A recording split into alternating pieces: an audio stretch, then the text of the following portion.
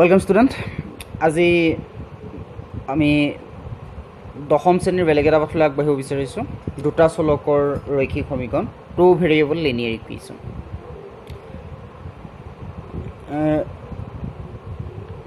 এতিয়া আমি সমীকৰণ বুলি ক'লে কি বুজো সমীকৰণ মিন্স সমতা উক্তি সমীকৰণ বিভিন্ন ধৰণৰ হ'ব পাৰে দশম শ্ৰেণীত আমাক দ্বিঘাত সমীকৰণ লাগিব ৰৈখিক সমীকৰণ লাগিব ত্ৰিঘাত সমীকৰণ হ'ব পাৰে এতিয়া ৰৈখিক সমীকৰণ বুলি ক'লে আমি কি বুজিম আগতে কিন্তু আমি ৰৈখিক সমীকৰণ সলভ কৰিছোঁ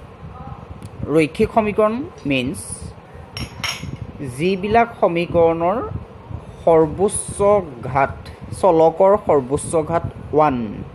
হাইয়েষ্ট পাৱাৰ 1 হয় এক হয় সেইবিলাক আমি কি ৰৈখিক সমীকৰণ বুলি কওঁ মই তোমালোকৰ বাবে কেইটা সমীকৰণ লিখিছোঁ ধৰি লোৱা 3x - 1 = 0 এটো এটা সমীকৰণ x + y - 5 = 0 এটো এটা সমীকৰণ x² - 5x + 6 সমীকৰণ x³ - 3x² + 7x - 1 = 0 সমীকৰণ এতিয়া এইখিনি সমীকৰণ এই সমীকৰণবিলাকত যদি মই মন কৰোঁ এই সমীকৰণটোত চলক আছে x চলক আছে হাইয়েষ্ট পাৱাৰ আছে 3 গতিকে এইটো হ'ল আমাৰ ত্ৰিঘাত সমীকৰণ এই সমীকৰণটোৰ x ৰ হাইয়েষ্ট পাৱাৰ আছে 2 গতিকে আমাৰ কি হ'ব এইটো দ্বিঘাত সমীকৰণ ইয়াত হাইয়েষ্ট পাৱাৰ 1 এইটো হ'ব ৰৈখিক সমীকৰণ ইয়াত চলকৰ হাইয়েষ্ট পাৱাৰ 1 ইউ হ'ব ৰৈখিক সমীকৰণ এতিয়া আমি ইয়াত দুটা ৰৈখিক সমীকৰণ পালোঁ তাত আমি দেখিলোঁ যে প্ৰথম সমীকৰণটোত চলক অকল x আছে অৰ্থাৎ এই সমীকৰণটো হৈছে এটা চলকযুক্ত ওৱান ভেৰিয়েবল লিনিয়াৰ ইকুৱেশ্যন এই সমীকৰণটোত দুটা চলক আছে x আৰু y গতিকে এইটো হ'ব দুটা চলকযুক্ত ৰৈখিক সমীকৰণ আমি এটা চলকযুক্ত ৰৈখিক সমীকৰণৰ সলিউশন আগতেও কৰিছোঁ ক্লাছ 8 ৰ পৰা কৰি আহিছোঁ গতিকে আমি এতিয়া দুটা চলকযুক্ত ৰৈখিক সমীকৰণলৈ যাব লাগিব দুটা চলকযুক্ত ৰৈখিক সমীকৰণ বুলি ক'লে আমি তাৰ যদি প্ৰামাণিক ৰূপ লওঁ লিখিব পাৰোঁ আমি ax + by + c = 0 a হ'ল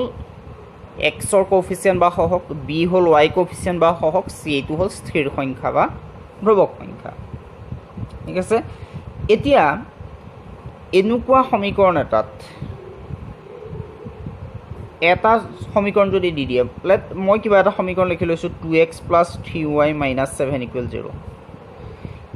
এই সমীকৰণ এটা সমীকৰণ যেতিয়া দিব এই সমীকৰণটোত x ৰ বেলেগ বেলেগ মানৰ বাবে y ৰ বেলেগ বেলেগ মান পাম যি সমীকৰণটো স্যাটিসফাই কৰিব অৰ্থাৎ এনেকুৱা এটা যদি দুটা চলকৰ ৰৈখিক সমীকৰণ দিয়ে তাত আমাৰ কি হ'ব অসীম সংখ্যক সমাধান থাকিব infinite numbers of solution class 9 ত আমাৰ এই কথাখিনি আছিলে এতিয়া কি হ'ব আমাক দুটা সমীকৰণ দিব সেই সমীকৰণ দুটাৰ পৰা আমি x আৰু y সলিউশন উলিয়াব লাগিব প্ৰকৃততে কি হয় এনেকুৱা সমীকৰণক যদি আমি গ্ৰাফিক্যাল ৰিপ্ৰেজেন্টেশন দিওঁ আমি যদি গ্ৰাফত আঁকো তেতিয়াহ'লে আমি এডাল সৰলৰেখা পাওঁ গতিকে আমি যদি দুটা সমীকৰণ লওঁ দুডাল সৰলৰেখা পাম সমীকৰণ দুটাৰ দুইটা সমীকৰণক স্যাটিসফাই কৰাকৈ যদি আমি এটা পইণ্ট পাওঁ গ্ৰাফত এটা যদি বিন্দু পাওঁ x আৰু y মান এনেকুৱা যদি পাওঁ যে এই দুটা সমীকৰণে স্যাটিসফাই কৰে বা সন্তুলিত কৰে তেতিয়া সেই নিৰ্দিষ্ট মান দুটাকে আমি সমীকৰণ দুটাৰ সমাধান বুলি ধৰোঁ এতিয়া যেহেতু আমি দুটা সমীকৰণ লৈ কাম কৰিব লাগিব গতিকে মই দুটা সমীকৰণ লিখিছোঁ a1x + b1y + c1 = 0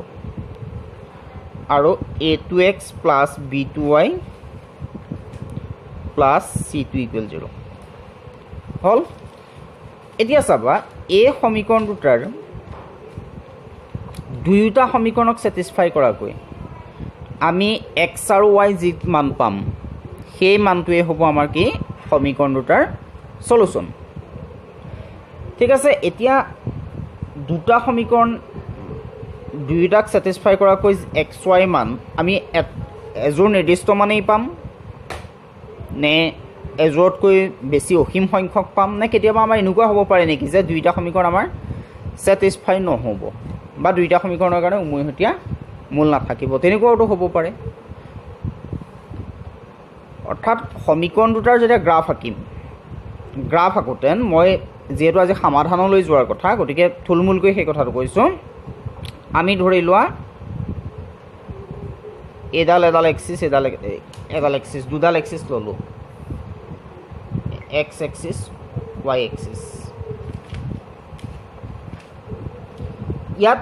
এক নম্বৰ সমীকৰণটোৰ গ্ৰাফডাল এনেকুৱা হয় দুই নম্বৰ সমীকৰণটোৰ গ্ৰাফডাল যদিহে এনেকুৱা হৈছে তেতিয়াহ'লে আমি কি বুজি পাইছোঁ এই নিৰ্দিষ্ট পইণ্টটোৰ x y যেটো ভ্যালু x y এই কোঅৰ্ডিনেটটোত সেইটোৱে কি কৰিব সমীকৰণ দুইটাক স্যাটিসফাই কৰিব তাৰ মানে ইয়াৰ কোঅৰ্ডিনেটটোৱে হ'ব আমাৰ সমীকৰণ দুটাৰ সলিউশন হল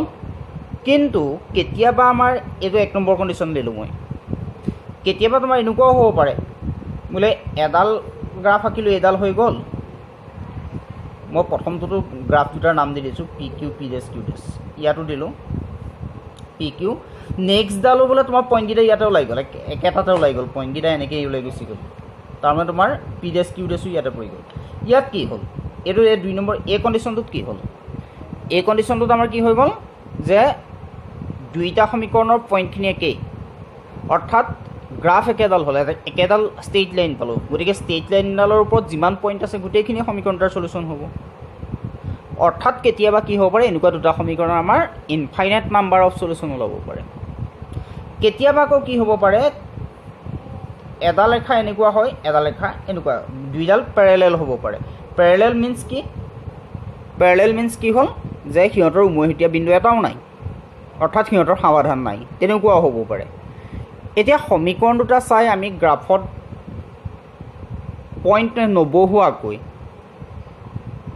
আমি ক'ব পাৰিম সিহঁতৰ এটা সমাধান থাকিব দুটা থাকিব নে তাতকৈ বেছি থাকিব অসীম থাকিব যদিহে ইণ্টাৰসেক্টিং লাইন হয় এটা সমাধান যদি প্যাৰেলেল লাইন হয় তেতিয়াহ'লে নো সলিউশন সমাধান নাথাকে আৰু যদি একেটা লাইনৰ ওপৰত থাকে তেতিয়াহ'লে সেইটো কি বুলি ধৰিম আমি ইনফাইনাইট সলিউশন হল এতিয়া এক নম্বৰ যেটো কন্ডিশন দিয়া আছে ইণ্টাৰসেক্টিং লাইন কটাকটি কৰা ৰেখা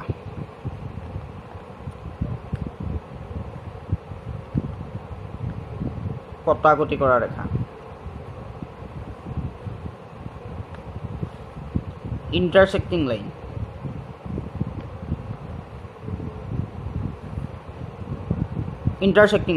ইয়াৰ কাৰণে আমাৰ কন্ডিশনটো কি আহে a1/a2 a1 আমি পাই আহিছো সমীকৰণ কেইটাৰ কোএফিচিয়েন্ট equal b1 not equal b1/b2 তাৰ মানে সমীকৰণ দুটাত আমাৰ a1 a2 b1 b2 c1 c2 থাকিব তাত যদি আমি a1/a2 নট ইকুৱেল b1/b2 পাই যাওঁ তেতিয়াহ'লে সেইটো ইণ্টাৰসেক্টিং লাইনৰ অৰ্থটো হ'ল অদ্বিতীয় সমাধান ইউনিক সলিউশন অদ্বিতীয় সমাধান এতিয়া তোমালোকৰ এই বস্তুটো উলিয়াব আছে সমীকৰণ দুটা দি দিব সমীকৰণ দুটাৰ গ্ৰাফিক্যাল ৰিপ্ৰেজেন্টেশনত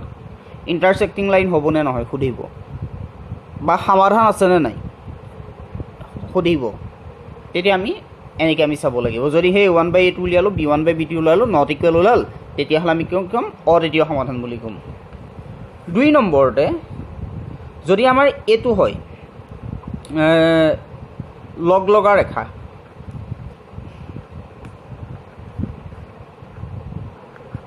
তেতিয়া আমাৰ কন্ডিশনটো কি হ'ব a1/a2 b1/b2 ইকুৱেল C1/C2 এইটো আমাৰ কি হ'ব ইনফাইনাইট সলিউশন অসীম সমাধান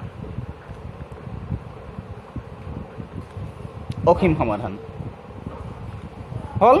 আৰু যদিহে সমাধান নোলোৱা হয় তেতিয়াহলে আমাৰ কন্ডিশনটো কেনেকুৱা হ'ব a1/a2 equal b1/b2 not equal c1/c2 এইটোক আমি কি কম সমান্তৰাল ৰেখা য'ত আমি লিখিম সমাধান নাই গতিকে আমাৰ প্ৰথম এক্সাৰসাইজটো কোৱেশ্চন এনেকুৱাই হ'ব কেনেকুৱা কোৱেশ্চন হ'ব যে তলৰ সমীকৰণ দুটাৰ গ্ৰাফিক্যাল ৰিপ্ৰেজেন্টেশনত সমীকৰণ দুটাৰ বাবে অকা লেখ দুটাই কটাকটি কৰিব নে নকৰে বা লেখ দুটাৰ প্ৰকৃতি লগ কেনেকুৱা হ'ব নিৰ্ণয় কৰা তেতিয়াহ'লে আমি a1/a2 b1/b2 c1/c2 উলিয়াব লাগিব উলিয়াই ইহঁতৰ কি হ'ব কোনটো কণ্ডিশ্যনত পৰে সেইটো আমি চাই দিব লাগিব বা আমাৰ কোৱেশ্চন এনেকুৱা হ'ব পাৰে যে তলৰ সমীকৰণ দুটাৰ সমাধান আছে নে নাই চোৱা সেইটো হ'ব পাৰে গতিকে যিটোৱে হওক আমি এই তিনিটা কণ্ডিশ্যন মনত ৰাখি পেলাই কৰি গ'লেই হৈ গ'ল ঠিক আছে মই তাৰ এটা বা দুটা কুৱেশ্চন কৰি দিছোঁ ধৰি লোৱা কুৱেশ্চনটো দিলে তলৰ সমীকৰণ দুটাৰ সমীকৰণযোৰৰ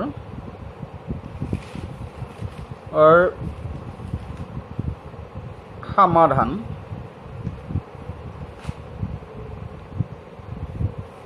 আছে নে নাই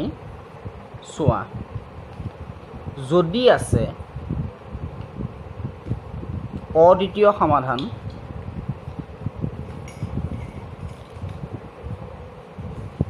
নে অসীম সমাধান নিৰ্ণয় কৰা এই কুৱেশ্চনটো আমি যেটো কাম কৰিম গ্ৰাফৰ প্ৰকৃতিটো উলিয়াব দিলো গ্ৰাফিক্যাল ৰিপ্ৰেজেন্টেশনত কেনেকুৱা হ'ব উলিয়াব দিলো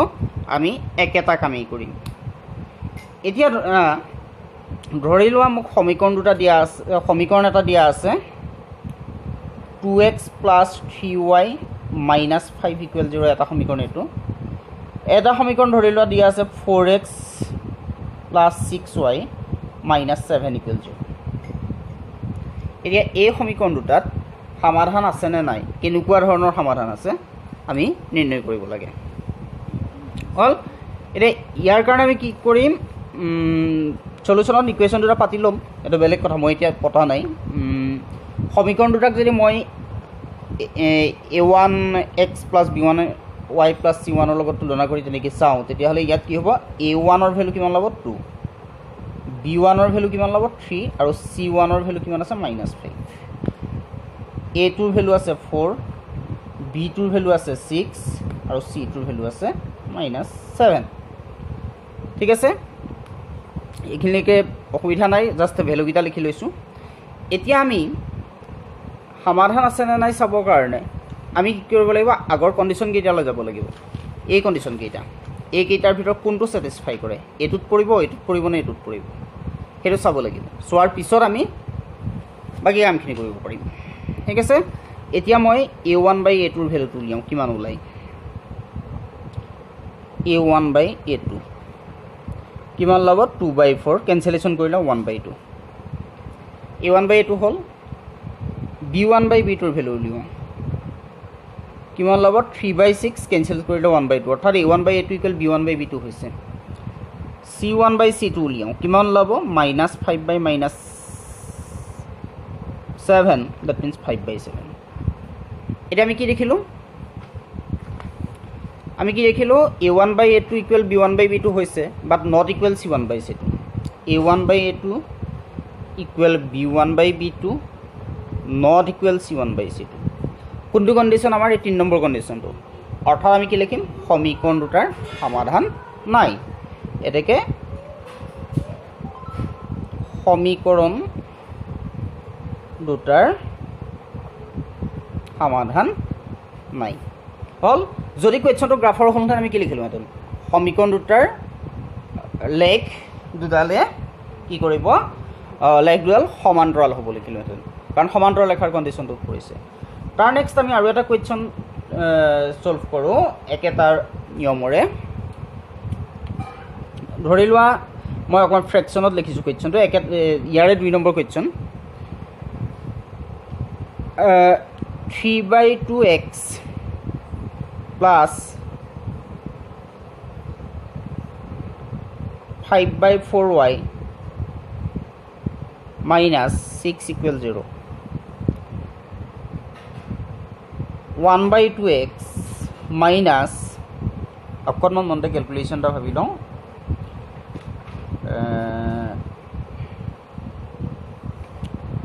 এনেই পাতি দিছোঁ 12/4y plus 4 equal 0 যা 4 equal 0 হ্যাঁ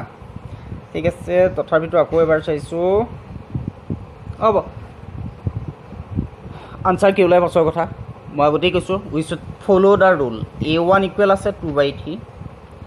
b1 ইকুৱেল আছে 5/4 c1 ইকুৱেল আছে -6 a2 আছে 1/2 b2 আছে -12/4 c2 আছে 4 so a1/a2 মই ফ্ৰেকশ্যনটো পাতি লোৱাৰ কাৰণ এটা আছে আমাৰ বহুতো ছাত্ৰ ছাত্ৰীৰ ফ্ৰেকশ্যনৰ ক্যালকুলেশনটো ভুল হ'ল সেইকাৰণে মই ফ্ৰেকশ্যনটো পাতি লৈছোঁ আচলতে এটা চাবা দেই 3/2 ডিভাইড বাই 1/2 এই ক্যালকুলেশনটো এক্স্যাক্টলি আমাৰ কি হ'ব লাগে 3/2 ডিভাইড 1/2 এইটো বস্তু নিউমাৰেটৰ ডিভাইড বাই ডিনমিনেটৰ সো 3/2 ডিভাইড এটো ৰেচিপ্ৰকেল কৰিলে 2/1 কেনসেল গ'ল ৰিজাল্ট আমাৰ 3 হল তাৰপিছত আমি উলিয়ালো b1/b2 5/4 ডিভাইড বাই -12/4 ৰিজাল্টটো মাইনাছত আহিব হেতু আমি গম পালো ইয়াত আমাৰ ক্যালকুলেশনটো কি হ'ব 5/4 ইনটু ডাইৰেক্ট মই ৰেচিপ্ৰকেল কৰিছো 4/12 4 কেনসেল যাব -5/12 ঠিক আছে এটা ইয়াত এটা কথা হ'ল আমাৰ a1/a2 বেলেগ ওলাল b1/b2 বেলেগ ওলাল গতিকে আমি c1/c2 টো নুলিয়ালো আমাৰ চলে কাৰণ আমাৰ এই কন্ডিশনটো ফাৰ্স্ট যেটো কন্ডিশন সেই কন্ডিশনটোত পৰি গৈছে a1/a2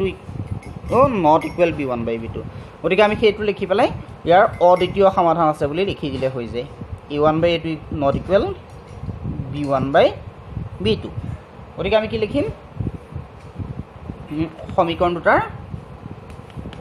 কন্ডিশনটো যেহেতু এটো আহিলে সমীকৰণ দুটাৰ অদ্বিতীয় সমাধান থাকিব এটাকে সমীকৰণ দুটাৰ অদ্বিতীয় সমাধান থাকিব দুটাৰ অদ্বিতীয় সমাধান থাকিব যদিহে গ্ৰাফিক্যাল ৰিপ্ৰেজেন্টেশনৰ কথা আহিলেহেঁতেন ইউনিক সলিউশন ওলালে যদি গ্ৰাফিক্যাল ৰিপ্ৰেজেন্টেশনৰ কথাটো আহিলেহেঁতেন কুৱেশ্যনটো তেতিয়া আমি কি লিখিলোহেঁতেন যে ইয়াৰ গ্ৰাফটোৱে বা সৰলেখা দুডালে এটা নিৰ্দিষ্ট বিন্দুত কটাগতি কৰিব ঠিক আছে আজি লৈ ইমানতে সামৰো নেক্সট আমি সমীকৰণৰ সলিউশনৰ ৰুল বিলাকলৈ যাম সলিউশন বিলাক চাম তাৰ পিছত আমি স্টেটমেন্ট সামলৈ আগবাঢ়িম ওকে ঠিক আছে বাই